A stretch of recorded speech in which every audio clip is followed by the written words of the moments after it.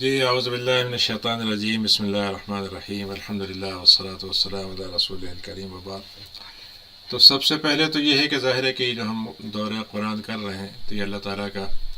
وہ اتارا ہوا کلام ہے جو اللہ نے اپنے نبی کریم صلی اللہ علیہ وسلم پر 23 سال کی عمر میں مدت میں اتارا تھا،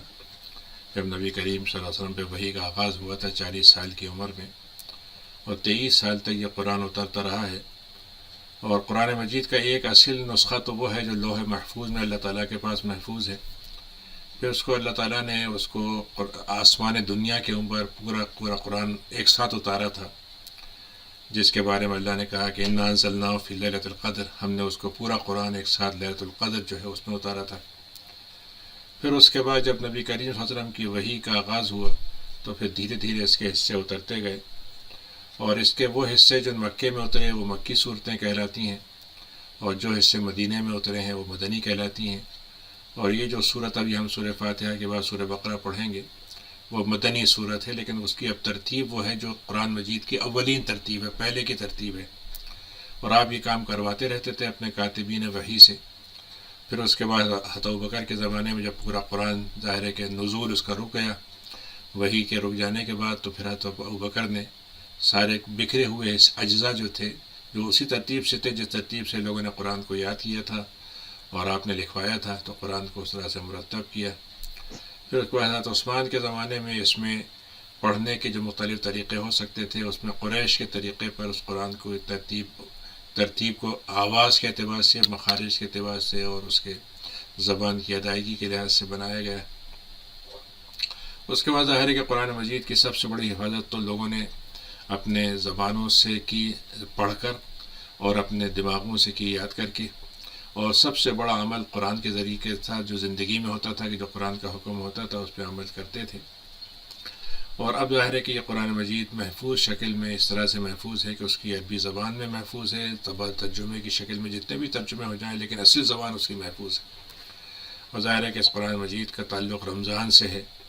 قرآن مجید میں اللہ نے کہا کہ رمضان کا مہینہ ہے جو قرآن کا مہینہ ہے، تو اسی لیے ہم قرآن مجید میں کا اہتمام رمضان میں کرتے ہیں۔ تراویح کی ایک خاص نماز ہوتی ہے اس میں کرتے ہیں، الگ سے لوگ پڑھتے ہیں۔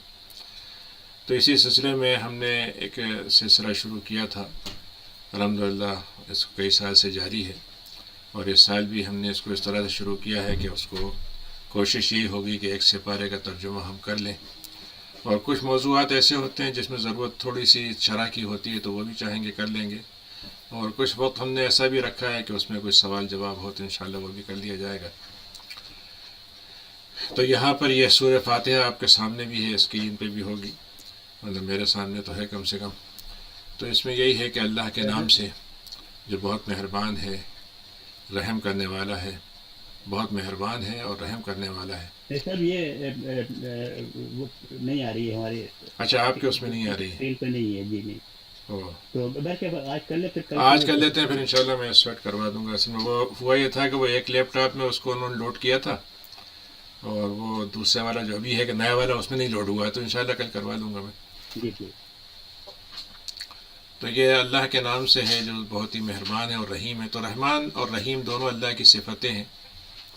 اور اصل تو اللہ تعالیٰ کا جو نام ہے وہ تو الہ کہتے ہیں عربی میں، معبود کو جس کو پوجا جائے یا جس کے لیے دل کھینچے چلے آئیں۔ تو اس کو جب الف لام لگا دیتے ہیں تو اس کا مطلب یہ ہوتا ہے دا گاڈ، یعنی صرف وہی جو خدا بننے کا حق رکھتا ہے۔ تو اس کے لیے اللہ کا لفظ ہے۔ اللہ کے بہت سے نام ہیں، تو اس میں سے ایک نام رحمان کا ہے، ایک رحیم کا ہے، کہ بہت رحم کرتا چلا جاتا ہے اور بہت ہی رحم سے بھرا ہوا ہے، اس کے رحم کی کوئی کمی نہیں ہوتی۔ اور یہ قرآن مجید کی سورہ فاتحہ آغاز بھی سمجھا جاتا ہے، قرآن کا حصہ بھی ہے، لیکن ایک طرح سے یہ پورا قرآن کا جواب، پورا قرآن جواب ہے۔ سورہ فاتحہ میں جو کچھ ہم نے کہا ہے، جو مانگا ہے اور جو اللہ کی صفتیں بیان کی ہیں، ان سب کا جواب قرآن مجید ہے، اس لیے سورہ فاتحہ کا نام اس کا رکھا گیا ہے۔ اور یہ مکی صورت ہے، لیکن اس کے بارے میں یہ بھی کہتا ہے کئی دفعہ اس کا نزول ہوا ہے، اور قرآن مجید میں اس کا تذکرہ ہے کہ 7 ایسی آیتیں جو بار بار دہرائی جاتی ہیں۔ تو یہ قرآن کی 7 آیتیں ہیں۔ اب اس میں امام شافعی کے نزدیک یہ قرآن کا بسم اللہ جو ہے سورہ فاتحہ کا حصہ ہے، تو اس صورت میں اس کے 7 حصے جو ہیں اس طرح سے بنیں گے کہ اس میں سورہ بسم اللہ کو شامل کر لیں گے۔ تو صراط الذین انعمت علیہم غیر المغضوب علیہم ولا الضالین جو ہے، اہدنا الصراط المستقیم جو ہے، اس کے ساتھ یہ 7 بن جائیں گے۔ امام حنیفہ کے نزدیک بسم اللہ اس کا ٹائٹل ہے، اور 7 آیتیں وہ ہیں جو الحمدللہ سے شروع ہوتی ہیں، تو اس میں ترتیب وہی ہے جو اس وقت آپ دیکھتے ہوں گے قرآن میں، خاص طور سے اردو ترجمہ میں جو ہوتی ہے۔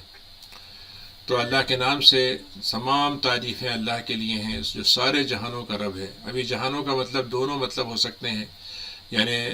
کئی جہان دنیا میں ہزاروں لاکھوں ہو سکتے ہیں، آسمان میں ہیں، زمین میں ہیں، کائنات میں ہیں، اور ایک مطلب یہ بھی ہوتا ہے جتنی مخلوقات ہیں ہر ایک دنیا ہے، ہر ایک جہان ہے۔ انسان ایک دنیا ہے، انسان ایک پورا دنیا کا آج سمجھیے کہ عالم ہے، دنیا کا ایک بہت بڑا ایک مظہر ہے۔ تو ایسے رب سب چیزوں کا رب ہے، اور رب کا مطلب ہوتا ہے جو پالنے والا ہوتا ہے، یعنی جس نے پیدا کرنے کے بعد سے بھول نہیں گیا ان کو، بلکہ ان کی جتنی بھی ضرورتیں ہیں، جتنے بھی ان کے مسائل ہیں، جو ان کو اضافہ کمی بیشی چاہیے، وہ سب کا خیال رکھتا ہے۔ تو اس میں خالق ہونے کا بھی صفت ہے، اور تربیت اور پالنے کی صفت بھی ہے، رحمان اور رحیم ہے، اور وہ قیامت کے دن کا مالک ہے۔ قیامت کے دن وہ ہے جس میں حساب لیا جائے گا، انسان کی دنیا میں عمل ہے اور آخرت کی جو زندگی ہے اس میں حساب ہے۔ تو وہ مالک ہے اس دن کا، مالک تو آج بھی ہے وہ، لیکن اس دن اس کے مالک ہونے کا ثبوت کوئی مانگے گا نہیں، کافر بھی انکار نہیں کر سکے گا۔ آج کافر مانگ لیتا ہے، ہم مومن ہیں، ہم مانتے ہیں کہ آپ اللہ تعالیٰ آج کے بھی مالک ہیں، کل کے بھی مالک ہیں، لیکن قیامت کے دن کے مالک کو سب کو ماننا ہوگا۔ ہم اللہ سے ہی عبادت کا اقرار کرتے ہیں، اور اللہ ہی سے ہم مدد کی امید، اللہ ہی سے ہم مدد مانگتے ہیں۔ اس میں ترتیب ذرا سی دیکھیے گا کہ ہم کہتے ہیں کہ نعبدو کا، کہ ہم اللہ کو عبادت کرتے ہیں، تو اس کے بجائے ہم نے کہا ایاک، صرف تو ہے جس کی ہم عبادت کرتے ہیں۔ تو اس میں ہائی لائٹ ہو گئی اللہ کی ذات، کہ صرف اللہ ہے جو عبادت کا مستحق ہے، اور ہم تجھ سے ہی مانگتے ہیں۔ تو ایاک میں پھر یہ ہو گیا کہ ہمارا مانگنا جو ہے وہ صرف تجھ سے ہوگا۔ استعانت کا مطلب ہوتا ہے کسی سے مدد لینا۔ اب ایک استعانت وہ ہوتی ہے جو ہم اپنے، جو اللہ نے چیزیں بنائی ہیں، وسائل بنائے ہیں، کہ ہم ہاتھ سے کوئی چیز پکڑتے ہیں، پیر سے چلتے ہیں، یہ تو استعانت دنیاوی ہے، فطری ہے۔ لیکن استعانت کا مطلب یہ اللہ سے مانگنے کے بجائے ہم دوسروں سے مانگنے لگیں، یہ ہم نہیں کرتے ہیں، صرف آپ سے مانگتے ہیں، ہر ضرورت کے لیے، ہر مصیبت کے لیے، ہر محتاجی کے لیے، ہر موقع کے لیے۔ تو ہمارا یہ پہلا حصہ اللہ کی صفتوں کا اقرار ہے۔ دوسرا حصہ اس میں شروع ہوتا ہے جس میں ہم کہتے ہیں اللہ تعالیٰ ایاک نعبد، دوسرا حصہ کہ ہم آپ سے اقرار کرتے ہیں۔ تیسرا حصہ یہ ہوتا ہے کہ اللہ میاں ہم آپ سے مانگتے کیا ہیں، کہ ہمیں سیدھے راستے کی ہدایت دے دیجئے، رہنمائی کر دیجئے، راستہ بتا دیجئے کہ سیدھا راستہ کون سا ہے۔ سیدھا راستہ وہ ہے جو حق کا راستہ ہے، جو نجات کا راستہ ہے، جو اللہ کی مرضی کا راستہ ہے، ایسا راستہ جس پر چلنے والوں کو تو نے انعام سے بخشا، نوازا ان کو انعام سے۔ ان لوگوں کے راستے پہ ہمیں مت جانے دیجیے گا، بھٹکنے مت دیجیے گا ہمیں۔ وہ لوگ جنہوں نے اپنے آپ کو اللہ تعالیٰ کی رحمت سے دور کر لیا، اور رحمت کے بجائے اللہ تعالیٰ کے غضب کے مستحق ہو گئے، نہ ان کا راستہ جو اللہ کے راستے میں انہوں نے چلتے چلتے کچھ غلط چیزیں بھی شامل کر دیں، آدھا سچا آدھا جھوٹ ملا دیا تو گمراہی میں پڑ گئے۔ تو اس لحاظ سے ہمیں ان سے بچائیے گا۔ اس کے بعد یہ سورہ بقرہ ہے۔ سورہ بقرہ اس لیے ہے کہ اس میں یہودیوں کا محبت پیدا ہو گئی تھی ان کے اندر گائے کی پوجا کی۔ تو ایک موقع پر ایک مقتول تھا اور اس کا پتہ نہیں چلتا قاتل کون ہے، تو موسیٰ علیہ السلام نے کہا کہ اللہ تعالیٰ کہتا ہے کہ گائے کو ذبح کرو اور اس کی بوٹی کو مقتول کے لگا دو تو وہ زندہ ہو جائے گا۔ تو مقصد یہ تھا کہ ان کو یہ بتانا تھا کہ گائے کوئی چیز نہیں ہے، اللہ کی ایک مخلوق ہے، تم اس کی عبادت نہیں کرنی چاہیے۔ تو اس لیے سورہ بقرہ کا نام اس واقعے کے تذکرے میں کے نام سے اس کا عنوان بن گیا۔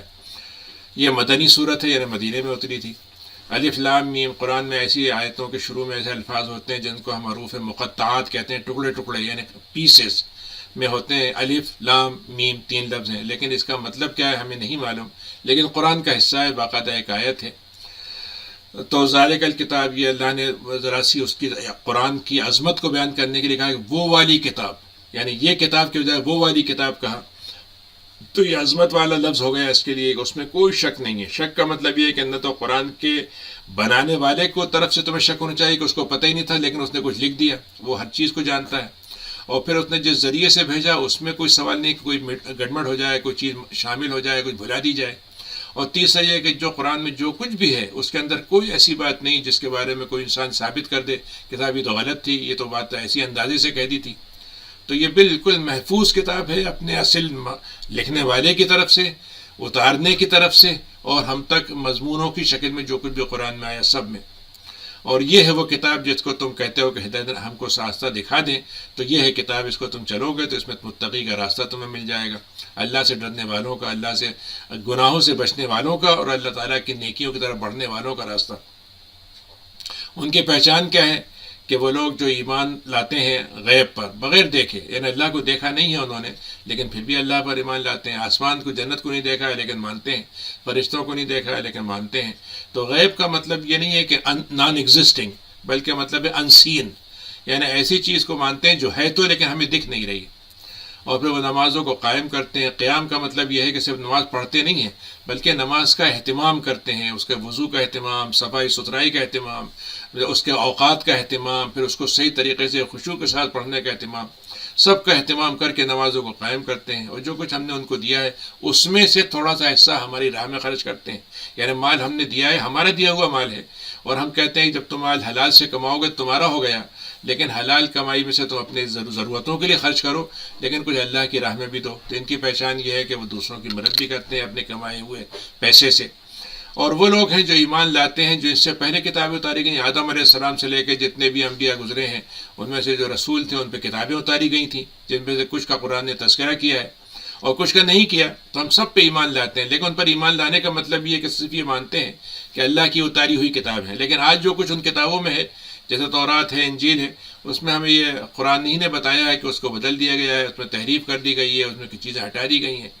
تو اس لیے ہم صرف ایمان تو رکھتے ہیں لیکن عمل صرف اس کتاب پہ کرتے ہیں جو اللہ نے آخر میں اتاری ہے کہ اے نبی جو آپ پر اتاری گئی کتاب ہے اس پر تو یہ ایمان لاتے بھی ہیں اور اسی کے مطابق زندگی گزارتے بھی ہیں۔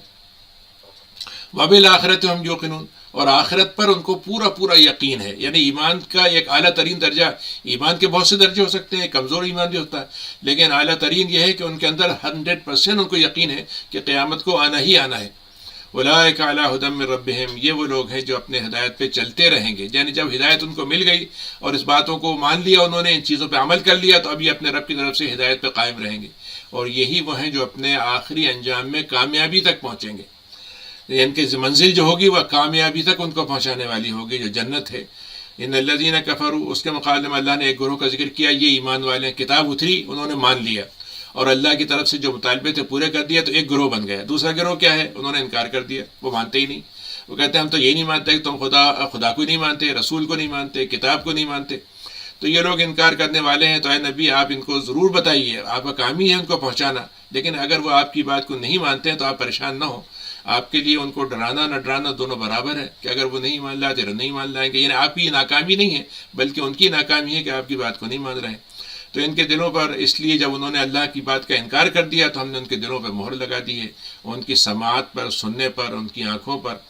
پردہ آ گیا ہے، اور وہ دنیا میں ساری چیزیں انسان دیکھ رہا ہے، جتنی نعمتیں ہم اللہ کی دیکھتے ہیں، کیسی کیسی چیزیں اپنے جسم میں، کیا کیا اللہ کی صنعت ہے، کیسے دماغ بنایا، کیسے دل بنایا، کیسے خون کا کام ہوتا ہے، کیسے دل زندگی بھر کام کرتا رہتا ہے، سب کے باوجود آنکھوں پہ پردہ پڑا ہوا ہے کہ ایمان نہیں آتا اسے۔ یہ لوگ ہیں جن کے لیے بڑا دردناک عذاب ہوگا آخرت میں۔ تیسرا گروہ وہ ہے جو آدھا ایمان رکھتا ہے لیکن اندر سے کچا پکا بھی ہے، اوپر سے تو اعلان کر رہا ہے لیکن اندر سے شک ہے۔ تو تیسرا گروہ ہے کہ وَمِنَ النَّاسِ مَن یقول، ایسے لوگ بھی ہیں جو زمین اللہ تعالیٰ کے سامنے آپ کے سامنے آئیں گے تو کہیں گے ہم تو ایمان رکھتے ہیں، آخرت پر بھی ایمان لاتے ہیں، لیکن ایمان کا حق ادا نہیں کرتے، وہ مومن اس معنی میں نہیں ہے۔ کیوں؟ کیونکہ وہ اللہ اس کے رسول کو دھوکہ دیتے ہیں اور ایمان والوں کو بھی دھوکہ دیتے ہیں، ان سے ملتے ہیں ہم مسلمان ہیں، لیکن عملاً کیا ہوتا ہے؟ اپنے آپ کو دھوکہ دیتے ہیں، وہ سمجھتے ہیں مسلمانوں کو دھوکہ دے دیں گے، اسلام کے ہم بن جائیں گے تو لوگ مسلمان ہم کو اپنا سمجھنے لگیں گے۔ ان کو یہ نہیں معلوم کہ مومن اگر دھوکے میں آ بھی جائیں گے تو اس سے دھوکے سے مسلمانوں کو نقصان نہیں ہوگا، ان کا اپنا نقصان ہوگا۔ فی قلوبہم مرض، اللہ تعالیٰ نے ان کا سبب بتایا کیا ہے کہ ان کے دلوں میں ایک مرض ہے، بیماری ہے۔ بیماری کیا ہے؟ بیماریاں دو ہیں دل کی، ایک تو ہے کہ انسان دنیا کی خواہشوں میں مطلب بالکل مست ہو جائے، بھول جائے اللہ کو، اور دوسری بیماری اللہ اور یقینی چیزیں جو ہیں، ایمانیات کی چیزیں ہیں، ان کے بارے میں شک پیدا ہو جائے۔ تو شک اور شہوات دو چیزیں بیماری ہیں دل کی، تو پھر اللہ تعالیٰ ان کے مرض کو بڑھنے دیتا ہے اور ان کے لیے دردناک عذاب تیار کر رکھا ہے، اس لیے کہ وہ جھٹلاتے تھے۔ ان لوگوں کا ایک اور مزاج ہے کہ جب ان سے کہا جاتا ہے کہ زمین کے اندر بگاڑ مت پیدا کرو، بگاڑ کا مطلب یہ نہیں ہے کہ مطلب انہوں نے کوئی مار دھاڑ کر دی، بلکہ زمین کے اندر اللہ نے رکھا تھا یہ بندے تم دنیا کو ہم نے مسخر کیا تو ہماری زندگی کو ہمارے لیے استعمال کرو، انہیں اچھائی کے لیے استعمال کرو، لیکن جب وہ ایک اچھی چیز اللہ کی ہوتی ہے مال ہے اس کو فرض کی اشیاء خراب کاموں کے لیے استعمال کریں گے تو زمین میں بگاڑ ہو جائے گا. تو وہ بجائے سے کہ یہ کہیں کہ نہیں صاحب یہ بات آپ صحیح کہہ رہے ہیں ہمیں اس کا نہیں کرنا چاہیے، وہ تو الٹا دعویٰ کرتے ہیں، کہتے صاحب اصلاح کرنے والے تو ہم ہیں. یہ جو آج ہم نے دنیا میں زبردست نظام بنائے ہوئے، دیکھیے ہم نے کیسا سود کا نظام پھیلایا ہوا ہے، دیکھیے کیسے ہم نے مطلب ہر چیز کو جائز کر دیا، کیسے شراب جو ہے اتنے مہذب لوگ پیتے ہیں. تو اللہ تعالیٰ نے کہا کہ یہ تو الٹا دعویٰ کرتے ہیں کہ اصلاح کا کام ہم کرتے ہیں. تو اللہ نے کہا کہ نہیں، ہمارے نزدیک یہی فساد پھیلانے والے ہیں، لیکن ان کو خود ہوش نہیں ہے، ہوش میں نہیں ہے، وہ اپنی سمجھداری میں نہیں ہے، کیونکہ ایمان کے بغیر وہ سمجھداری نہیں آتی. جب ان سے یہ کہا جاتا ہے کہ ایسے ایمان لاؤ جیسے لوگ ایمان لائے، لوگوں سے مراد یہاں پہ صحابہ ہیں، کیونکہ اس وقت سب سے پہلے ایمان لانے والے صحابہ تھے. جب ان سے کہتا ہے جیسے یہ لوگ ایمان لے آئے تو تم ایسے کیوں ایمان نہیں لے آتے؟ تو وہ کیا کہتے ہیں کہ صاحب یہ مومن جو ہے نا یہ تو اصل میں ہماری نظر میں بیوقوف لوگ ہیں. آج بھی یہی ہوتا ہے کہ معاشرے میں مسلمانوں پہ سب سے بڑا کیا سمجھ آتا ہے کہ ہم تو بڑے مطلب ماڈرن ہیں، ہم تو بڑے ایڈوانسڈ ہیں، ہم تو بڑے سمجھدار انٹلیکچوئل ہیں، اور یہ مسلمان تو بالکل بے وقوف قسم کے لوگ ہیں. تو اللہ تعالیٰ نے کہا کہ وہ بے وقوف ہیں، اللہ تعالیٰ کے ماننے والے بے وقوف نہیں ہیں، لیکن ان کو پتہ نہیں، ان کو علم نہیں ہوتا. جب ان سے کہا جاتا ہے کہ دیکھو اچھا پھر یہ کیا حرکت ہوتی ہے کہ جب مسلمانوں سے ملتے ہیں تو ایک بات زبان ہوتی ہے ان کی، آپس میں جب بیٹھتے ہیں دوسری زبان ہوتی ہے. تو وہ مومنین سے تو کہتے ہیں ہم تمہاری باتوں کو مانتے ہیں، لیکن جب وہ اپنے دوستوں میں جا کے تنہائی میں بیٹھتے ہیں ان کے ساتھ، جو ان کے بڑے بڑے بدماش قسم کے لوگ بھی اس میں شامل ہوتے ہیں، شیطان صفت لوگ ہوتے ہیں، تو ان سے کہتے ہیں آپ فکر مت کریں ہم آپ کے ساتھ ہیں. وہ تو ان کو مذاق اڑانے کے لیے گئے تھے، ان کے ساتھ لطیفہ لطف لینے کے لیے گئے تھے، ذرا سا ان کے سامنے ٹھٹے مارنے کے لیے ان کو ایسی باتیں کر دی تھیں. اللہ تعالیٰ نے کہا کہ اللہ یستہزئ بہم، یہ لوگ سمجھتے نہیں ہیں کہ وہ کیا کر رہے ہیں. سب سے بڑا مسئلہ ان کے ساتھ یہ ہے کہ اللہ تعالیٰ بھی ان کا مذاق اڑا رہا ہے، اور جب مذاق اڑا رہا ہے تو اس کا مطلب اللہ تعالیٰ ان کی چیزوں کو سنجیدگی سے لے گا ہی نہیں، اور ان کو جو ان کے لیے جو دنیا میں بھی ان کو مواقع حاصل ہیں اس سے بھی وہ ٹھیک کام نہیں کر سکیں گے، اور ان کو بھٹکتے دے گا ان کی برائی میں، خطا جو طغیانی اور سرکشی انہوں نے رکھی ہے اسی میں بھٹکنے دے گا وہ، اور اس میں ڈھیل دیتا جائے گا. یہ وہ لوگ ہیں جنہوں نے گمراہی کو خرید لیا ہدایت کو بیچ کر. ہدایت اللہ نے ان کو دی لیکن اس کی جگہ انہوں نے گمراہی خرید لی، تو تجارت ان کی سب سے ناکام ہوئی، اور اس میں کوئی ان کے آگے سجھائی نہیں دے گا ان کو. دنیا جو ہے پوری تجارت ہے، میں اپنے ایمان سے اللہ سے تجارت کر سکتا ہوں، اور اگر گمراہی خرید لوں گا تو شیطان سے میری تجارت ہوگی، اور شیطان جو ہے وہ نہ مجھے کوئی معاوضہ دے گا نہ میری تجارت کو آخرت میں کامیاب بنانے دے گا، تو راستہ یہ ہوگا، راستہ بھٹک جاؤں گا میں. اور اللہ تعالیٰ پھر ان کی دو مثالوں سے سمجھایا قرآن میں کہ بس ہم فرض کرو کہ ایک آدمی ہے، وہ سمجھ کیجیے کہ ہائکنگ پہ نکلے ہوئے ہیں، اندھیرا ہو رہا ہے، آپ نے کہا چلو ذرا سی آگ جلا لیتے ہیں. تو انہوں نے کہا کہ ان کی مثال ایسی ہے جیسے کسی نے اپنی آگ ذرا سی جلائی، اور جب وہ آگ جل گئی روشن ہو گئی تو اس کی آنکھیں اللہ میاں نے کھینچ واپس لے لی. ذہب اللہ بنورہم، ان کی آنکھوں کی جو نور تھا وہی ختم ہو گیا. تو اب آگ جلتی رہے تو اس سے انہیں کیا فائدہ ہوگا. دوسرے الفاظ میں نبی آیا اور نبی نے ان کو روشنی دکھائی، لیکن جب نبی آ گیا تو انہوں نے اپنے نبی کا انکار کر کے اپنی آنکھوں کو اندھا کر لیا. تو اب نتیجہ یہ ہے کہ وہ تاریکی میں بھٹکتے چلے جائیں گے، کچھ سوجھے گا ہی نہیں ان کو، اور اب بہرے ہو چکے ہوں گے، وہ بہروں کی طرح ہوں گے، گونگوں کی طرح ہوں گے، اور اندھوں کی طرح ہوں گے. یعنی وہ آنکھوں سے ہیں، آنکھیں ہیں، کان ہیں، لیکن جب استعمال نہیں کر رہے تو وہ گویا اندھے بہرے اور گونگے ہو گئے. تو اب ان سے آپ امید مت رکھیے کہ پلٹ کے آئیں گے. ایک اور مثال سے اللہ نے اس بات کو سمجھایا کہ جیسے سمجھو کہ بارش آسمان سے آتی ہے تو اس میں بڑی رات کے وقت میں کیا تاریکی ہوتی ہے، بلکہ دن میں تاریکی اتنی ہوتی ہے کہ بادلوں سے سورج چھپ جاتا ہے، اور پھر اس میں کڑک ہوتی ہے اور بجلی چمکتی ہے. تو کیا ہوتا ہے کہ اس کے نتیجے میں ان کو اس آگ سے اتنی زبردست آواز ہوتی ہے، کانوں میں ہاتھ رکھ لیتے ہیں، اور یہ ہوتا ہے کہیں کان نہ پھٹ جائیں، اور ان کو ڈر ہوتا ہے کہیں موت نہ آ جائے. تو جب وہ اس کے بعد اللہ نے کہا کہ ان کو یہ پتہ نہیں کہ ہم نے کافروں کے لیے جو کام کیا ہے اس میں ہم ان کو سمجھ رہے ہیں، وہ اندھیرے میں سمجھ رہے ہیں، کوئی نہیں دیکھ رہا، سب دیکھ رہا اللہ تعالیٰ ان کو. تو وہ کہتے ہیں جب برق چمکتی ہے، بجلی چمکتی ہے، تو اپنی آنکھوں کو ایسا لگتا ہے کہ ان کی آنکھیں مٹ جائیں گی، بند ہو جائیں گی، ختم ہو جائیں گی. تو لیکن جب تھوڑی سی روشنی ہوتی ہے تو چل پڑتے ہیں، اور جب اندھیرا ہوتا ہے تو رک جاتے ہیں. ان ایسے لوگوں کی مثال ہے کہ جب دین میں کوئی نرم کام ملا، آسان کام ملا، جو ان کی مرضی کا کام ملا تو اس میں تو دین میں خوب چلنے لگے، اور ذرا سا مشکل کام ملا مشقت کا جس میں ان کی مرضی نہیں ہو رہی ہے تو وہاں پہ ٹھہر گئے. تو اللہ نے مثال دی ہے بارش سے ایسے لوگوں کی کہ روشنی ذرا سی ہوئی تو چل پڑے، اور تاریکی ہوئی تو معلوم اب ٹھہرے ہوئے، اب سامنے نہیں آ رہا کیا کریں. تو اللہ تعالیٰ چاہتا تو ان کی آنکھوں کو، ان کی سماعت کو بالکل ہی ختم کر دیتا. اللہ تعالیٰ تو ہر چیز پہ قدرت رکھتا ہے. اب یہاں سے مخاطب تمام لوگوں سے، انسانوں کو اللہ تعالیٰ نے کیا ہے قرآن مجید میں. اللہ تعالیٰ نے شروع کے زمانے میں چیزیں ہیں مکے میں زیادہ کیا ہے لیکن مدنی صورتوں میں بھی ہے کہ اللہ تعالیٰ پورے انسانوں کو مخاطب کرتا ہے، کہیں پر مومنین کو مخاطب کرتا ہے، کیونکہ ان کو جب مومن ہو گئے تو اب آپ کو احکام ملنے ہیں، آپ نے داخلہ لے لیا تو اب آپ کو پڑھائی کرنی ہے، اور مومن انسان وہ ہے جو ابھی داخلہ نہیں لے رہا ہے تو اس کو دعوت دی جا رہی ہے کہ آ جاؤ اسلام کے اندر داخلہ لے لو، پھر ہم تمہیں بتائیں گے بعد آگے کیا کرنا ہے۔ تو اے لوگو یا ناسو، اے لوگو کیا ہے اللہ تعالیٰ نے کہا اعبدوا ربکم، دیکھو تمہارا کام دنیا میں یہ ہے کہ تم اللہ کی عبادت کر کے اپنے آپ کو بندگی اپنے آپ کی بندگی ثابت کر دو، تم اللہ کے بندے ہو لیکن تم عبادت کر کے ثابت کر دو کہ تم صرف اللہ کے بندے ہو، اسی نے تم کو پیدا کیا ہے، اور اس سے پہلے بھی جتنی بھی مخلوق ہے سب اسی نے پیدا کی، اور اس طرح سے تم اپنے آپ کو تقوی کے ساتھ جوڑ لو گے۔ الذی جعل لکم الارض فراشا، اور یہ بات سمجھ لو کہ یہ اللہ کی ذات ہے جس نے تمہارے لیے زمین کو بچھونا بنا دیا ہے اور آسمان کو تمہارے لیے ایک عمارت کی شکل دے دی، چھت کی شکل دے دی ہے۔ اور آپ سوچئے کہ زمین بچھونا ہے، بچھونا کیسے ہوگی زمین؟ بھلا اسی سے آپ ہم ساری جتنی ہمارے مٹیریل ہیں سب زمین سے نکالتے ہیں، لکڑی ہو، مٹیریل لکڑی جو ہزاروں چیزیں ہیں جس سے ہم اپنے گھر کی کیا کیا آرائشیں گھر میں کرتے ہیں، اور آسمان سے ہم مطلب یہ کہ ہمارا پورا ایک آسمان میں جو چیزیں ہیں وہ ہو سکتا ہے کہ ستارے ٹوٹ کے گر جائیں، ہمارے پاس کیا کیا ہو جائے، لیکن ساری چیزوں کو آسمان نے اپنے چھت پہ روکا ہوا ہے۔ اور پھر آسمان سے ہم نے تمہارے لیے پانی اتارا ہے، پانی کا حکم اتارا، یہ بھی مطلب ہو سکتا ہے، اور یہ بھی ہوتا ہے کہ پانی کی اصل سورس آسمان تھا جو وہاں سے آگے دنیا میں بس گیا، دنیا میں ٹھہرا دیا گیا، سمندروں میں اس کو روک دیا گیا۔ اور پھر یہ کہ زمین میں سمندر سے پانی نکلتا ہے، اڑتا ہوا اوپر جاتا ہے، پھر وہ گرتا ہے، تو یہ بھی مراد ہو سکتی ہے کہ اوپر جا کر پھر آسمان جو ہے وہ ہواؤں کا خرات کو پانی بنا دیتا ہے، اور اس پانی سے ہم نے تمہاری طرح طرح کے پھل بنائے جس سے تم رزق حاصل کرتے ہو۔ دیکھو پھر تمہیں صرف اتنا کر لو کہ اللہ کے ساتھ کسی کو شریک مت ٹھہراؤ، جبکہ تمہیں معلوم ہے کہ اللہ کوئی شریک نہیں ہے اور کوئی شریک ہو بھی نہیں سکتا۔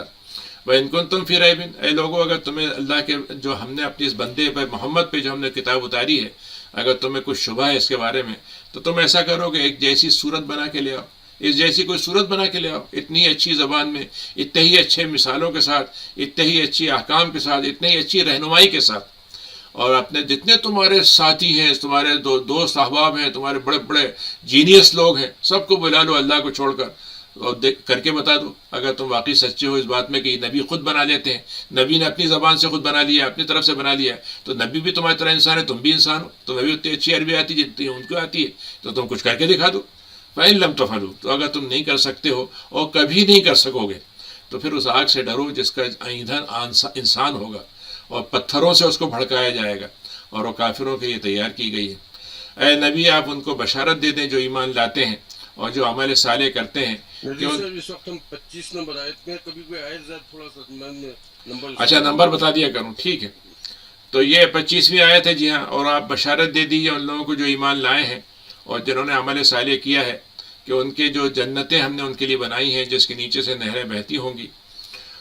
اور وہاں پر ان کو جب کوئی رزق دیا جائے گا تو وہ کہیں گے اس سے ملتا جلتا رزق ہمیں دنیا میں بھی ملا تھا، یعنی ہمیں یہاں پر ہم نے پھل کھائے تھے، سیب کھایا تھا، اچھا وہاں کا سیب اور یہاں کا سیب بہت فرق ہوگا، لیکن اس سے یہاں کا سیب یاد آ جائے گا، یہاں کے پھل یاد آ جائیں گے۔ یہاں کا پھل تو سڑتا بھی ہے، یہاں کا پھل کچا بھی ہوتا ہے، یہاں کا پھل بے مزہ بھی ہو سکتا ہے، لیکن ظاہر ہے وہاں کا ایسا نہیں ہوگا، لیکن اس سے ہمیں دنیا کی چیزیں یاد آ جائیں گی۔ قال کہیں گے کہ ہمیں اس سے پہلے بھی ذات کو دیا گیا ہے، وَأُتُوا بِهِ مُتَشَابِهًا، تو یہ تو اس سے بڑا ملتا جلتا ہے۔ آپ کو معلوم ہے کہ آپ دنیا میں جائیں تو کبھی کبھی ایسا ہوتا ہے ایک پھل آپ کھاتے ہیں، یہاں پر اس جیسا پھل دوسرا تھا کہ صاحب اس کا مزہ فلاں ہمارے یہاں کے پھل سے ملتا ہے، تو وہاں پر بھی یہ چیز ہوگی۔ متشابہ کا مطلب ہے جو ایک دوسرے سے ملتی جلتی ہوں، شکل میں، صورت میں، مزے میں، یا ہمارے اپنے احساس میں۔ پھر اللہ نے کہا ہم نے وہاں پہ ان کے لیے بہت ہی پاک و صاف جوڑے بنا کے رکھے ہوئے ہیں جہاں پر وہ ہمیشہ رہیں گے۔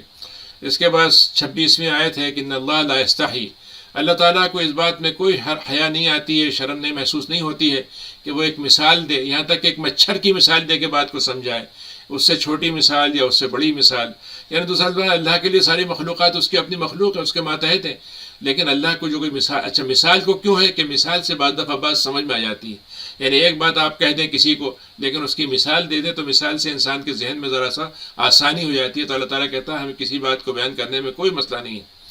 لیکن ایمان والے جو ہیں وہ تو یہ مان لیتے ہیں کہ یہ دینے والا اللہ تعالیٰ ہے اور اللہ تعالیٰ کی ہر بات حق ہے، لیکن کافر اس میں بھی الجھ جاتے ہیں، وہ کہتے ہیں بھائی یہ کیا بات ہوئی، اللہ تعالیٰ کو یہی مثال دینے کی ملی تھی، اللہ تعالیٰ کو یہی مثال تو کیوں دینے کی ملی تھی، اس سے بھی الجھ جاتے ہیں۔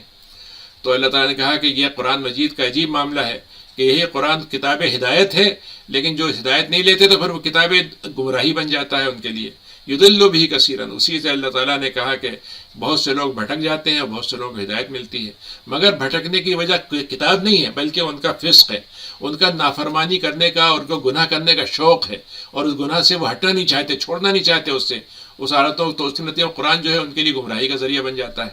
یہاں تک کہ قرآن سے ہی وہ ایسی باتیں نکال لیتے ہیں جو ان کی گمراہی کو تائید کریں ان کی. اور یہ وہ لوگ ہیں، 28ویں آیت ہے کہ اللہ تعالیٰ نے 27ویں آیت ہے کہ یہ وہ لوگ ہیں جو اللہ تعالیٰ کے عہد سے کو توڑتے ہیں. کون سا عہد ہے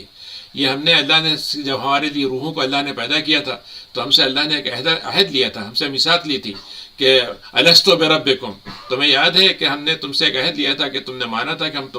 میں تمہارا خدا ہوں، تم نے مانا تھا کہ ہم تمہاری بات مانیں گے جب نبی آئیں گے، تو تم نے یہ پہلا عہد توڑ دیا. تو ایک عہد تو یہ ہے. دوسرا عہد یہ ہے کہ اگر ایک آدمی مسلمان ہو جائے تو اللہ کے نبی سے عہد لے لیتا ہے، تو اگر اس کو توڑ دے تو اللہ کے نبی کے ساتھ عہد توڑتا ہے. تیسرا عہد وہ ہوتا ہے جو انسان اپنے آپس میں طے کرتا ہے، خود سے کوئی عہد کرتا ہے. تو یہ اللہ کے میثاق کو بندھن، میثاق کہتے ہیں بہت ہی مضبوط بندھن کو، جو جوڑ کے ساتھ یعنی ہلکا پھلکا نہ ہو بلکہ بہت ہی مضبوط بھی ہو اور بہت ہی اہم ہو. اور یہ اللہ کی باتوں کو کاٹتے ہیں. اللہ نے جن باتوں کو، جن رشتوں کو جوڑنے کا حکم دیا ہے، جن باتوں سے جڑنے کا حکم دیا ہے، اس سے اپنے آپ کو کاٹ لیتے ہیں. رشتے کا بھی اس کے اندر آ جائے گا. اور فرض کیا اللہ نے کہا ہے کہ تمہارا فلاں وقت میں نماز کا وقت ہے، اس کو ہم نے توڑ دیا. روزے کا وقت ہے، ہم نے اس کو توڑ دیا. تو جن باتوں سے اللہ نے کہا تھا تم جڑے رہنا اپنے آپ کو دنیا میں، ہم اس سے کاٹ دیتے ہیں اور زمین میں فساد بگاڑ پھیلاتے ہیں. اللہ کی چیزوں کو الٹ پلٹ کر دیتے ہیں، حلال کو حرام کی جگہ، حرام کو حلال کی جگہ، حق کو باطل کی جگہ، باطل کو حق کی جگہ. یہ وہ لوگ ہیں جو خسارے میں رہنے والے ہیں. خسارہ یہ ہے کہ انسان کا خسارہ یہ نہیں ہے کہ اگر آپ کے پاس جیب میں پیسے ہی نہیں ہیں تو خسارہ ہے. خسارہ یہ ہے کہ آپ پاس کروڑوں روپے ہیں لیکن جب آپ بازار میں گئے تو پتہ چلا وہ تو اس سکے کی کوئی قیمت ہی نہیں ہے. تو انسان کمانے کے بعد خسارے میں ہو، یہ سب سے بڑا خسارہ ہے. تو دنیا کی ساری کمائی اگر آخرت میں بیکار ہو گئی تو اس سے بڑا خسارہ کیا ہوگا. کیف تکفرون باللہ 28ویں آیت ہے کہ تم کیسے اللہ کا انکار کر سکتے ہو. یعنی تمہیں سوچو کہ تمہارے لیے کون سی گنجائش ہے کہ تم یہ کہو کہ بھائی فلاں سبب کی بجائے تو اللہ کو اللہ کا انکار کرنا ہی پڑے گا. تمہیں خیال تو کرو کہ تم کبھی کچھ بھی نہیں تھے، مردہ تھے تم کو اللہ نے زندگی دے دی، اور زندگی کے بعد تم اپنا فیصلے جو چاہو کرو، لیکن موت تمہیں پھر آنی ہے، تم اپنی موت کو ٹال نہیں سکتے. تو یہ اللہ کے علاوہ تمہیں اللہ کی یاد کیوں نہیں آتی ہے ان حالات کے بدلنے پر؟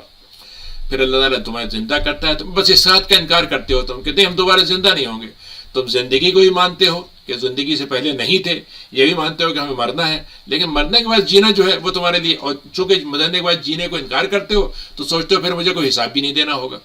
جبکہ تم اللہ ہی کے پاس لوٹائے جاؤ گے. اس کے بعد کی آیت ہے 29، وہی رب ہے جس نے تم کو پیدا کیا، زمین میں ساری چیزوں کو اسی نے پیدا کیا. پھر اپنا اس کا ایک مقام آسمان میں ہے جہاں پر وہ آسمانوں کو بھی اس نے ٹھیک ٹھاک بنایا ہے، 7 آسمانوں میں تقسیم کیا ہے ان کو، اور وہ ہر چیز کا علم رکھتا ہے. کون سی چیز کہاں سے ہے، کیسے پیدا ہو رہی ہے، کہاں کیا کام کر رہی ہے، کس جگہ وہ ہے، ہر چیز کا ایک ایک بات کا ذرے ذرے کا اس کو علم ہے.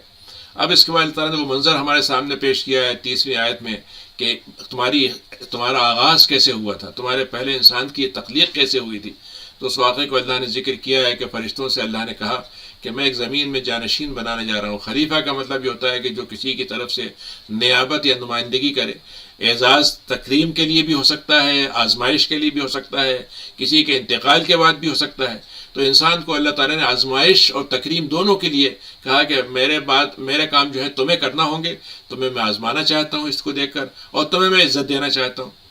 تو فرشتوں نے کہا کہ اللہ میاں یہ جو آپ مخلوق بنائیں گے، جب اس کے اندر کچھ اختیار بھی آپ نے رکھا ہوگا اور کچھ چیزوں کو اس کی پسند ناپسند بھی ہوگی، تو ایسا نہ ہو کہ وہ پسند کا غلط استعمال کرے، اس زمین میں خوب بگاڑ پھیلائے، اور پھر اس کے بعد جب آپس میں لڑائیاں ہوں تو خون بہنا شروع کر دیں. تو اور ہماری دیکھیے، ہم تو آپ کو اگر ضرورت ہے عبادت کرنے والوں کی تو ہم آپ کی صبح سے شام تک تسبیح بیان کرتے ہیں، حمد بیان کرتے ہیں، آپ کی تقدیس میں لگے رہتے ہیں، نہ تو ہم تھکتے ہیں نہ ہم کسی اور گناہ کی طرف ہمارا خیال ہی نہیں جاتا. تو اللہ نے کہا کہ تمہارا مقام اپنی جگہ پہ، لیکن مجھے جو بنانا ہے اس کا علم مجھے ہے اور میں ہی جانتا ہوں اس کو. پھر اللہ نے آدم علیہ السلام کو جب پیدا کیا تو ان کو تمام دنیا میں جو کچھ آج ہمارے پاس جتنے بھی نام ہیں، جتنے بھی علم ہیں، جتنی بھی برانچز ہیں، سب کا علم اللہ تعالیٰ نے آدم علیہ السلام کے اندر ڈال دیا، ان کو سکھا دیا. پھر اس کے بعد فرشتوں سے پوچھا کہ اچھا ان سے کچھ نام ان کو معلوم ہے، تم بتاؤ ان کا مطلب کیا ہوتا ہے. تو فرشتوں نے کہا کہ بھائی یہ نام آپ نے ہمیں سکھائی نہیں تو ہمیں کیا معلوم. تو انبئونی، تو انہوں نے کہا تم بتاؤ ان ناموں کو جو میں نے آدم کو بتایا کہ تم سچے ہو. تو اس کے بعد 42 نمبر کی آیت ہے کہ قالوا سبحانک، انہوں نے کہا 32 نمبر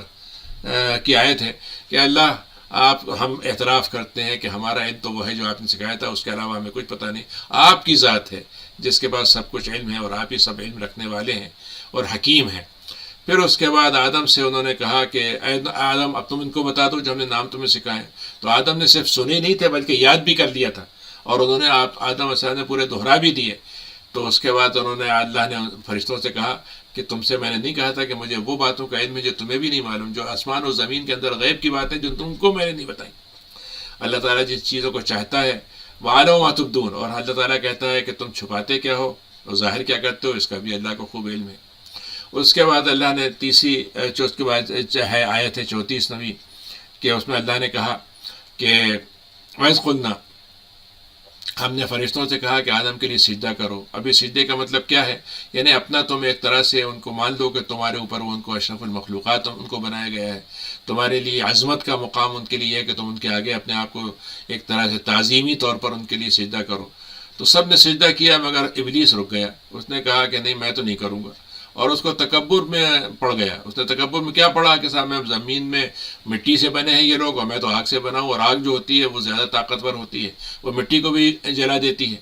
اور اس نے طے ہوا کہ وہ کافروں میں ہو گیا.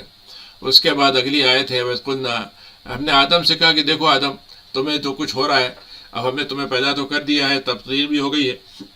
اب تمہارا مقام ابھی اگر تم یہیں رہنا چاہتے ہو تو ہم جنت میں تمہیں رکھتے ہیں تو تم رہو. اور پھر اللہ نے ان کے لیے ان کی بیوی کو پیدا کیا، حوا کو، کہا کہ دونوں یہاں رہو. وَكُلًّا مِنْهَا، اور تم یہاں سے کھاؤ پیو جو تمہیں اللہ نے دیا ہے، اس میں سے خوب آرام سے مزے سے کھاؤ جہاں سے چاہو. لیکن ایک درخت ہے بس اس کے قریب مت جانا. اب وہ درخت کیا تھا یہ مسئلہ نہیں ہے، مسئلہ صرف یہ ہے کہ ظاہر ہے کہ جنت میں کوئی درخت نہ تو نجاست کا ہوگا، نہ گندگی کا ہوگا، نہ کوئی حرام کا ہوگا. ظاہر جنت تو ہر چیز اچھی ہے اس کی، لیکن آزمائش یہ ہوئی کہ اس درخت کو تو مت جانا بس اس کے قریب. اب انسان کی مزاج یہ ہے کہ جس سے روکا جائے اسی میں اس کی دلچسپی ہوتی ہے. لیکن مسئلہ درخت کا نہیں ہے، مسئلہ ہے اللہ کے حکم کو ماننے کا. اگر تم ایسا کرو گے تو ظلم کرنے والے ہو جاؤ گے. اب شیطان کو یہاں موقع مل گیا، اس وقت ہو سکتا ہے شیطان کا آنا جانا ہوگا، آدم علیہ السلام سے ملنے ملانے کا موقع ہوگا، تو اس نے کہا کہ بہکا دیا دونوں کو. قرآن نے یہاں واضح کیا ہے کہ بہکانے کی ذات صرف حوا کو نہیں بہکایا تھا اس نے. میں ابھی پڑھ رہا تھا بعض حدیثوں میں یہ بات آتی ہے کہ حوا نے آدم کو بہکایا، لیکن قرآن نے یہ بات جو کہی ہے وہ یہ کہ دونوں بہکائے، شیطان کے دونوں بہکاوے میں آئے تھے. اور ان کو پھر نتیجہ کیا ہوا کہ پھر ان کو گھر جنت سے نکلنا پڑا، اور ان سے کہا گیا ٹھیک ہے اب تم زمین تمہارے لیے ٹھکانہ ہے، وہاں اتر جاؤ، وہاں رہو گے تم، اور تمہاری آپس میں دشمنیاں بھی ہوں گی، اور ایک مدت تک تمہیں زمین میں ٹھہرنا ہوگا، اور ایک زمین کی زندگی کی لطف دینے کی ایک مدت ہے اس کو تمہیں گزارنا ہوگا. فتلقى آدم، لیکن آدم سے جو غلطی ہوئی تھی، آدم کا ابلیس نے غلطی کی، اس نے اعتراف نہیں کیا بلکہ ڈٹا رہا. آدم علیہ السلام نے غلطی کی، انہوں نے اللہ سے معافی اور ندامت کا اظہار کیا، تو اللہ نے ان کو وہ کلمات سکھا دی جس سے وہ توبہ کر سکیں. تو اس کے نتیجے میں 37ویں آیت میں ہے کہ ہم نے کلمات سکھائے، انہوں نے توبہ کر لی. تو اللہ تعالیٰ تو پھر توبہ قبول کرنے میں تو اللہ کو کبھی بھی اعتراض نہیں. اللہ تعالیٰ تو بڑھ کر توبہ کرتا ہے، چھوٹی سی توبہ کرو ہم زیادہ معافی دیں گے. لیکن ہم نے کہا فیصلہ تو ہمارا اب یہ ہو گیا کہ اب تمہیں جنت میں رہنے کا جو حق تھا بغیر کسی اس کے، وہ تو گناہ سے ختم ہو گیا، لیکن اب تمہیں دنیا میں جا کے رہنا ہوگا، اور وہاں پہ تمہارے پاس ہدایتیں آتی رہیں گی. تو جو میری ہدایت کو مان لے گا تو پھر دنیا میں واپسی اس کی جو ہے کسی خوف کے اور کسی غم کے بغیر ہوگی. خوف کیا ہوتا ہے؟ آنے والی چیزوں کا غم. اور حزن غم کیا ہوتا ہے کہ جو چیز تھی وہ چلی گئی، تو کوئی جو پیچھے کی چیز چلی گئی وہ غم ہے، اور جو آگے والی چیز نہیں ملے گی اس کا خوف ہوتا ہے. والذین کفروا، تو وہ لوگ جنہوں نے اس کے بعد بھی دنیا میں آ کر رہیں گے اور کفر کا روش اختیار کریں گے، ہماری آیتوں کو جھٹلائیں گے، تو اس کے نتیجے میں کیا ہوگا کہ اللہ تعالیٰ نے کہا کہ ان کے لیے جہنم ایک ٹھکانہ بنے گا جو جنت کے بجائے ہوگا، اور اس میں بھی ان کو ہمیشہ کی زندگی رہنا ہوگی. اس کے بعد یہ 40ویں آیت ہے کہ اب یہاں سے اللہ تعالیٰ نے بنی اسرائیل کو مخاطب کرنا شروع کیا. یعنی بیچ میں وقفہ بہت لمبا ہو گیا ہے آدم علیہ السلام کے بعد سے لے کے، لیکن چونکہ دنیا میں جتنی بھی قومیں اللہ نے بھیجی ہیں یہ واحد قوم ہے جو ابھی بھی زندہ ہے. یعنی اس سے پہلے کی قومیں مٹ گئیں، عاد سمود کی قوم میں اب نہیں وجود ہے ان کا کوئی، لیکن بنی اسرائیل ایک ایسی قوم ہے جو آج بھی زندہ ہے. اور اس معنی میں زندہ ہے کہ اللہ کی ہدایت ایک دفعہ تھی ان کے پاس، اس سے وہ اب محروم کر دیے گئے، لیکن بہرحال زندہ ہے۔ تو اللہ نے ان کو پھر سے مخاطب کیا کہ ابھی بھی تمہارے پاس واپسی کا موقع ہے۔ بنی اسرائیل، اے اسرائیل، اسرائیل یعقوب علیہ السلام کا نام ہے، تو ان کی جو اولاد ہے اس کو بنی اسرائیل کہتے ہیں، کہ میری نعمتوں کو یاد کرو، میں نے کیا کیا نام کیے تھے، اور تم کو بس تم سے اب کیا ہے کہ میں نے تم سے اپنے جو عہد و پیمان کیا تھا وہ پورا کرتا ہوں، تو تمہیں اپنے عہد و پیمان کو پورا کرنا ہوگا، اور دیکھو صرف مجھ سے ڈرو، اور دیکھو جو میں تمہارے اوپر میں نے اتارا تھا اس کی تصدیق کرو، اور اس کتاب کو مانو جو تمہاری کتابوں کی تصدیق کرتی ہے، یعنی جو نبی کریم صلی اللہ علیہ وسلم محمد صلی اللہ علیہ وسلم پہ آیا ہے اس کی بھی تم تصدیق کرنے والے بن جاؤ۔ موسیٰ علیہ السلام کو مانتے ہو تو یہ محمد جو ہے موسیٰ کی تصدیق کرتے ہیں تو ان کو بھی مان لو، اور دیکھو تم ایسے کافروں میں سے سب سے پہلے مت ہو جاؤ، یعنی تمہارے پاس تو کچھ نہ کچھ کتاب ہدایت موجود تھی، اور تو ابھی تذکرہ موجود تھا نبی کا، تو اگر تم قریش سے پہلے کفر کرنے والے بن جاؤ گے تو ان کے پاس تو کوئی چیز نہیں ہے، تو تم سب سے پہلے کفر کرنے والے مت بن جاؤ، اور ایسا مت کرو جو تم نے ہم کو دنیا میں دیا ہے اس کے ذریعے سے تم اس کی قیمت دنیا میں خرید فروخت میں خرید لو، تمہیں جنت کا جو کام کرنا تھا وہ تم دنیا میں بیچ کے جنت کو ختم کر دو اور دنیا لے لو، دنیا بہت چھوٹی سی چیز ہے، تو تھوڑا سا قیمت ملے گی، تم یہاں کے تم کھربوں روپے میں دنیا کما لو، لیکن آخرت کے مقابلے میں وہ کھربوں روپے تو ایک ذرے کے برابر بھی نہیں ہے۔ دیکھو مجھ سے ڈرتے رہو۔ اور پھر تمہاری دوسری خرابی کیا ہے؟ ایک پہلی خرابی کیا ہے کہ زمین اللہ تعالیٰ کی ہدایت کی کتابوں کو، فتووں کو پیسوں کے بدلے میں بیچا جائے، اور دین کے حلال حرام جو ہے پیسوں کے ذریعے سے بیچے جائیں، تو پہلا کام تو یہ ہوا کہ دین کی خرید فروخت مت کرو۔ دوسری چیز کیا ہے کہ جو ہم نے تم کو حق دیا ہے تو اس کے ساتھ باطل کی گٹمٹ مت کرو، الجھاؤ مت اس کو، آدھا حق اور آدھا باطل مت بیان کرو بلکہ پورا حق بیان کرو۔ دوسرا جرم ان کا یہ تھا، اور تیسرا یہ تھا کہ حق کو چھپا لو، کہ حق کا کتمان حق کے حق معلوم ہے انہیں، لیکن جب آدمی کے سامنے بتایا جائے تو بتانے کے لیے چپ چاپ ہو جائیں، کان بند کر لیں، آنکھ بند کر لیں، منہ بند کر لیں، تو یہ مت کرو۔ یہ تین جرم اللہ نے ان کے یہاں ایک ساتھ بیان کر دیے۔ اور دیکھو نمازیں قائم کرو، زکوٰۃ دیتے رہو، رکوع کرنے والوں کے ساتھ تم بھی رکوع کرو۔ پھر اللہ نے ان کی اگلی آیت کے اندر 42 میں ایک اور ان کا برائی بیان کی، اتأمرون الناس بالبر، لوگوں تمہیں کیا ہو گیا ہے کہ تم لوگوں کے سامنے آتے ہو تو خود تو ان کو بہت نیکیوں کی تلقین کرتے ہو، اور جب اپنے لیے ہوتا ہے تو اس کے مقابلے میں تم اپنے دوسرے کام شروع کر دیتے ہو، اور بھول جاتے ہو کہ تمہیں بھی یہ کام کرنا چاہیے تھا۔ وَتَنْسَوْنَ أَنفُسَكُمْ، تم اپنے آپ کو بھلا دیتے ہو۔ 44 نمبر کی آیت ہے، جبکہ تم سے کہا گیا تھا کہ تم اللہ کی آیتوں کو پڑھ کے سناؤ، خود بھی اس پہ عمل کرو، کیا تمہیں یہ بات عقل میں نہیں آتی؟ وَاسْتَعِينُوا بِالصَّبْرِ وَالصَّلَاةِ، اے لوگو نماز سے اور صبر کے ساتھ مدد حاصل کرو۔ صبر تمہارے اندر صفت ہونی چاہیے کہ دنیا کی الجھنیں تمہیں پریشان کر دیں، مایوس کر دیں، ایمان پہ جمنا مشکل ہو جائے تو صبر کے ساتھ جمو۔ اور نماز تو ہے وہ صبر کی طاقت کو مزید بڑھانے والی ہے، اللہ کی مدد کا حاصل کرنے کا ذریعہ بنانے والی ہے۔ وَإِنَّهَا لَكَبِيرَةٌ، اے لوگوں ایک بات یاد رکھو کہ یہ نماز ہے بہت بڑی چیز ہے، اس کا ادا کرنا بڑا مشکل کام ہے، مگر جو اللہ سے ملنے کا جن کو یہ خطرہ ہے کہ اللہ سے ملیں گے تو ناراض ہوگا، اور وہ ان کے اندر خشوع پیدا ہو جاتا ہے اللہ سے کے سامنے کھڑے ہونے کے موقع کا، تو پھر وہ نماز ان کے لیے بڑی آسان ہو جاتی ہے، سوائے اس کے کہ وہ لوگ جو یہ سمجھتے ہیں 46 میں کہ اللہ سے ان کو ملنا ہی ملنا ہے، تو پھر وہ تو اس کے لیے نماز کو سب سے اہم چیز سمجھ لیتے ہیں، اور پھر وہ آسان ہو جاتی۔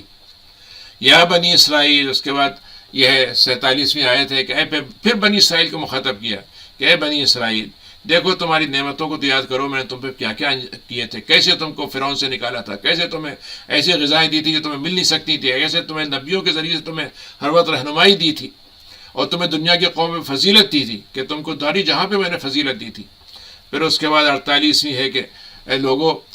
ایک دن کا منظر تمہیں یہ ذہن میں رہنا چاہیے، وہ دن جس دن تمہاری جان کو بچانے کا کوئی بدلہ کام نہیں آئے گا، نہ تو شفاعت کسی کام آئے گی، نہ تم سے یہ کہا جائے گا تم خربوں روپے دے دو تو ہم تمہارے معاف کر دیں گے، کوئی چیز اللہ کے پیمانے پہ پوری اترے گی ہی نہیں، جو عمل کی جگہ پر کوئی چیز پوری نہیں اترے گی، اور اس دن کسی کی مددگاری بھی تمہیں نہیں ملے گی۔ پھر اس کو اللہ نے پھر سے ان کو یاد دلایا، وَإِذْ نَجَّيْنَاكُمْ، ذرا یاد تو کرو۔ 49ویں آیت ہے کہ ہم نے تم کو فرعون کے خاندان سے اور ان کے ظلم سے اور ان کی طغیانی سے اور ان کی ذلیل کرنے کے مزاج سے کیسا ہم نے تم کو نجات دی تھی، جبکہ وہ تمہیں کس برے طریقے سے ذلیل کر کر کے تمہیں تکلیفیں دیتے تھے، تمہارے بیٹوں کو ذبح کر دیتے تھے، عورتوں کو خدمت کے لیے زندہ رکھتے تھے، کتنی بڑی آزمائش تھی جس سے تم گزرتے تھے اس زمانے میں۔ پھر ہم نے تمہارے لیے کیا کیا، جب فرعون کا ظلم بہت بڑھ گیا تو ہم نے کہا کہ موسیٰ سے کہ لے کے نکل جاؤ، تو وہ بھی تمہارے پیچھے پیچھے آ رہا تھا، تو ہم نے جو سمندر پار کرنا تھا اس طریقے سے پار کرا دیا کہ اس کے دونوں طرف کی موجوں کو بالکل ٹھہرا دیا، اور اس میں سے پھاڑ دیا ان کو، اور تم اس میں آرام سے نکلتے چلے گئے، اور جب فرعون اس کا لشکر وہاں داخل ہوئے تو وہ پانی کے دونوں موجیں جو تھیں آپس سے مل گئیں اور تمہارے سامنے وہ ڈوب گئے اور تم دیکھ رہے تھے۔ اور اس زمانے میں، آج کے زمانے میں تو ہم فلم بنا سکتے ہیں، تو اس زمانے میں تو ایسا کوئی فوٹوگرافی نہیں تھی، لیکن جب سامنے دیکھ رہے تھے وہ، تو وہ منظر تو ان کے سامنے تھا، کس طریقے سے موجیں ملی اور کس طریقے سے وہ اچانک سارے کے ہزاروں لاکھوں جو فوجی ہوں گے کیسے ڈوب رہے تھے، ہاتھ پیر مارنے کا کوئی مطلب نہیں تھا۔ پھر فرعون کی لاش کو کیسے اللہ نے آج تک زندہ رکھا ہے، یعنی یادگار بنا رکھا ہے، جسم اس کا موجود ہے، روح کا پتہ نہیں اس کے کہاں ہے، لیکن جسم تو آج بھی موجود ہے اس کا۔ وَإِذْ وَعَدْنَا، اور تمہیں یاد ہے کہ ہم نے موسیٰ سے وعدہ کیا تھا کہ 40 راتیں تو ہماری یاد میں گزارو، سینا کے پاس آؤ اور وہاں خلوت میں رہو، تنہائی میں رہو، تو ہم تمہیں کتاب ہدایت دیں گے، تورات۔ تو اس کے بعد تم نے یہ کتاب ملی تو اس کے بعد تم نے ایک بچڑے کو اپنا معبود بنا لیا، جب تم نے بڑا ظلم کیا تھا اس کام کو کر کے، پھر بھی ہم نے تم کو معاف کیا۔ 52ویں آیت ہے کہ ہم نے تم کو اس کے بعد ہی معاف کر دیا کہ تاکہ شاید تم اس طریقے سے ہمارے شکر گزار بن جاؤ۔ پھر دیکھو ہم نے موسیٰ کو کیسا 43 ہے آیت ہے 53 کی، کیسے کتاب سے نوازا، ایسی کتاب جس میں فرقان تھا، حق اور باطل کو الگ الگ کر کے بتا دیا گیا تھا تاکہ تم ہدایت پہ بنے رہو، ہدایت حاصل کر لو، اس سے بنے رہو۔ تو اس کے بعد تم نے کیا کیا؟ تم نے موسیٰ نے ان کی قوم نے کہا موسیٰ سے کہ موسیٰ نے اپنی قوم سے کہا کہ اے قوم، یہ تم نے اپنے کو بڑی زیادتی کی ہے کہ تم نے بچڑے کو خدا بنا لیا ہے، تو اب تمہاری سزا یہ ہے کہ تم میں سے ہر آدمی اپنے آپ کو قتل کرے توبہ کے طور پر، یعنی توبہ تمہاری اس وقت قبول ہوگی جب تم میں سے ہر آدمی اپنے آپ کو قتل کرے، اور یہ چیز تمہارے لیے جو ہے بہتر ہے اگر تم اپنے پیدا کرنے والے کو یاد رکھتے ہو یا اس سے بچنا چاہتے ہو اس کے سزا سے، تو وہ تمہارے وہ توبہ قبول کر لے گا، وہ تو بہت توبہ قبول کرنے والا ہے۔ پھر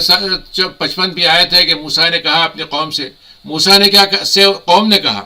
وَإِذْ قُلْتُمْ، تم نے کہا موسیٰ سے کہ صاحب ہم تو اللہ تعالیٰ کو جب تک آنکھوں سے نہیں دیکھ لیں گے ہم نہیں مانیں گے اسے،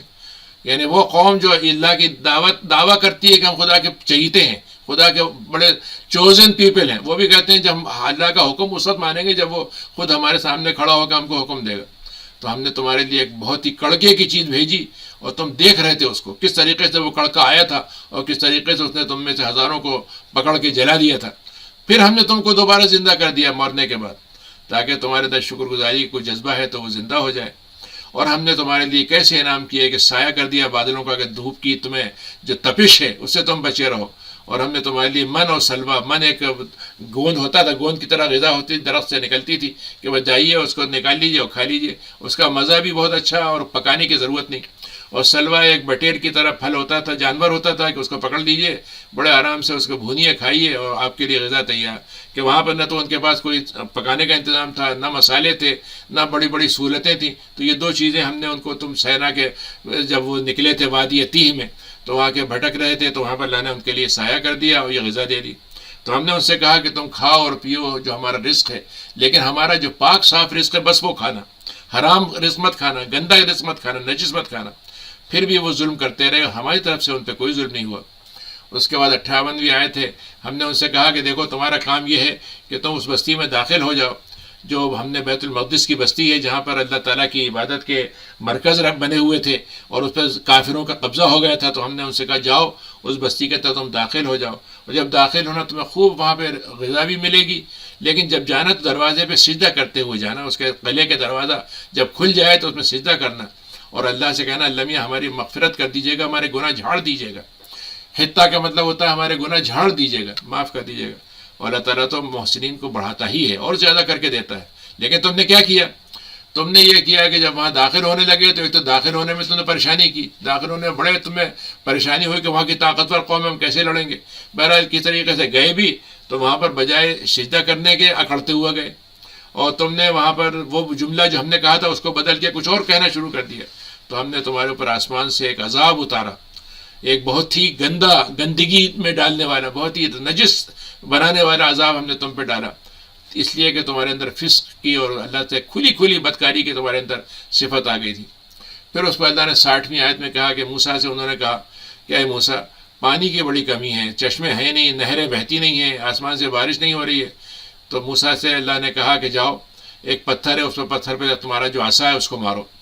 تو جیسے ہی مارا تو اس میں سے 12 چشمے ہو گئے، کیونکہ بنی اسرائیل کے 12 قبیلے تھے، تو ہر قبیلے کو معلوم ہو گیا کہ اس کو پانی کہاں سے ملے گا، وہ چشمے بہتے چلے جا رہے ہیں، اور اسے پانی کمی نہیں ہو رہا ہے، ضرورت ہے وہ آئیں گے بھریں گے لے جائیں گے، اور کوئی لڑائی نہ ہو تو الگ الگ ان کے 12 پانی کے سوتے بنا دیے،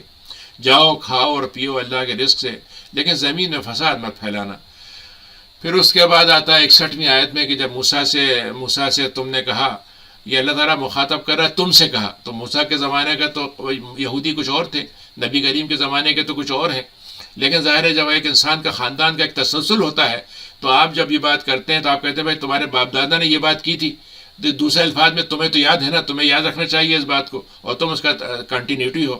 تو موسیٰ سے تم نے کہا کہ موسیٰ ہمیں تو کوئی صبر نہیں آتا، یہ کھانے کی چیزیں من و سلوا جو ہے نا مزہ نہیں آ رہا ہے، ایک ہی کھانے کی چیزیں کھا کے پریشان ہو گئے، تو آپ تو ہمارے اللہ میاں سے دعا کریں کہ زمین سے کچھ چیزیں ہماری پیداوار پہ ہونے لگیں، کچھ سبزیاں ترکاری ہو جائیں، ککڑی کی چیرا کی چیزیں، گندم پیدا ہو جائے، یہ گیہوں دال پیاز اور وہ مسور اور اس طرح کی چیزیں ہونے لگیں۔ جی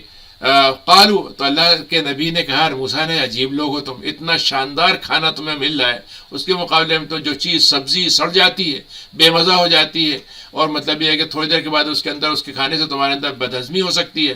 تم ایسی غذا جو تمہارے لیے نہ تو بیماری پیدا کر رہی ہے نہ بدہضمی پیدا کر رہی ہے، اس کو بدل کے ایسی چیز لینا چاہ رہے ہو جو اس سے کہیں کا درجے کی کمتر ہے۔ تو ٹھیک ہے، تمہارے لیے اللہ نے کہہ دیا ہے کہ ایک شہر ہے وہاں چلو تم، یہاں مصر کا مطلب وہ مصر نہیں ہے جو جہاں سے وہ نکلے تھے، بلکہ مصر کو عربی میں کہتے ہیں شہر کو، تو چلو تم ایک شہر میں جاؤ اور وہاں پہ تمہیں یہ چیزیں مل جائیں گی۔ لیکن ہوا کیا، اس کے بعد جب انہوں نے اللہ کی نافرمانی کی تو اللہ نے ان پر عذاب مسلط کیا، زندگی تو ان کی باقی رہی، لیکن اللہ نے کہا کہ ہم نے ان کے اوپر ذلت، محتاجی اور ایک قسم کی مسکینیت، یعنی بے بسی کا عالم، کہ کروڑوں روپے ان کے پاس ہے جیب میں، لیکن معلوم ہو رہا ہے کہ ان سے بڑا بھیک منگا کوئی نہیں ہے، ان سے بڑا عاجز وہ کوئی نہیں ہے، پیسے پڑے ہوئے ہیں لیکن کھا نہیں سکتے، بچا کے رکھے ہیں، اور پھر اس کے بعد دنیا کی ساری طاقت مل جاتی ہے لیکن ہر ایک کے سامنے جو ہے ویسے پیش کریں گے ہم سے ذلیل کوئی نہیں ہے۔ تو اللہ نے کہا ہم نے یہ چیز تم پہ مسلط کر دی، اور یہ اللہ کا غضب ہے جو ان پہ آ گیا۔ ذالک بأنہم کانوا یکفرون بآیات اللہ، یہ اس لیے ہوا ہے کہ وہ اللہ کی آیتوں کا انکار کیا کرتے تھے اور نبیوں کا حق قتل کرتے تھے بغیر کسی حق کے، اور یہ اس لیے ہوا ہے کہ وہ اللہ کی نافرمانی کرتے تھے اور آگے بڑھ جاتے تھے، یعتدون، یعنی یہ آیت ہے 61 کی کہ وہ حد سے آگے بڑھ جاتے تھے۔ پھر اس کے بعد 62 میں آیت ہے کہ ان الذین آمنوا، کہ وہ لوگ جو ایمان لائے اور جنہوں نے جو یہودی بنے ہوئے تھے، یہودیوں میں شمار ہوتے تھے اور جو عیسائیوں میں شمار ہوتے تھے، اور وہ جو سابعین تھے، سابعی وہ تھے جو ستارہ پرست قومیں آج کی تھیں، عراق کے ماننے والے تھے، حضرت ابراہیم کے زمانے کی قوم تھی، ان میں سے وہ لوگ جو اللہ پر ایمان رکھتے ہوں گے اور آخرت پر ایمان رکھتے ہوں گے اور عمل صالح کرتے ہوں گے، تو پھر ان کے لیے اللہ کے پاس اجر ہے اور ان کو کوئی خوف نہیں ہوگا نہ کوئی غم ہوگا۔ وَإِذْ أَخَذْنَا مِيثَاقَكُمْ، اور ہم نے میثاق لیا موسیٰ سے، تم سے میثاق لیا تھا، اور ہم نے تمہارے بعد طور کو اونچا کر دیا تھا، اور ہم نے کہا تھا اس کو تمہاری کتاب کو بہت ہی طاقت کے ساتھ پکڑ لینا، مضبوطی کے ساتھ، چاہے کہ تم تقوی اختیار کرو، لیکن تم پھر بدل گئے۔ فَلَوْلَا فَضْلُ اللَّهِ عَلَيْكُمْ، تو اللہ تعالیٰ کا اگر تم پہ فضل نہ ہوتا، رحمت نہ ہوتی، تم خسارے میں ہوتے۔ اور تمہیں معلوم ہے کہ تم نے کیسے سبت کا دن ہم نے تمہاری عبادت کی رکھا تھا، تم نے کیسے سبت کی نافرمانی کی، اس دن تم نے ہیلے اختیار کیے، تو ہم نے کہا جاؤ تم بندر بن جاؤ اور بہت ہی ذلیل قسم کے بندر ہو جاؤ۔ پھر ہم نے تم پر یہ عذاب مسلط کیا، عبرت ناک عذاب، تمہارے سامنے والوں کے لیے، تمہارے پیچھے آنے والوں کے لیے، یہ متقی کے لیے اس میں بڑی نشانی ہے۔ تو کیا آج میرا خیال سے یہیں تک رکھتے ہیں پھر؟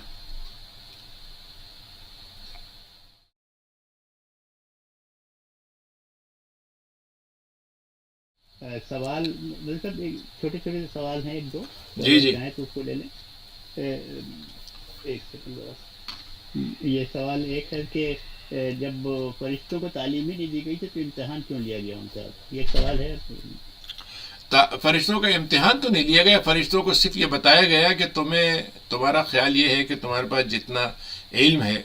وہی سب کچھ ہے، تو یہ بتانے کے لیے کہ نہیں، علم تو اللہ کے پاس ہے، کسی اور کو اللہ تعالیٰ نے جو علم دیا ہے وہ تمہیں اگر نہیں ملا، تمہیں معلوم ہو جانا چاہیے کہ تمہارے پاس جتنا بھی علم ہے اس کے علاوہ بھی علم ہے۔ ایک تو یہ بات ہے، دوسری بات یہ کہ فرشتوں کا جو کام تھا وہ تو ان کا اللہ تعالیٰ کے حکم کی تعمیل کرنا تھا۔ اللہ تعالیٰ یہ کہہ رہا ہے کہ میں ایسے مخلوق کو پیدا کرنا چاہتا ہوں جو ہمارے احکام کو پھیلانے والی بھی ہو، دنیا میں اس کا نظام کو نافذ کرنے والی ہو۔ فرشتوں کا کام صرف اتنا تھا کہ وہ کام کو اللہ کے نافذ کر کے آ جائیں۔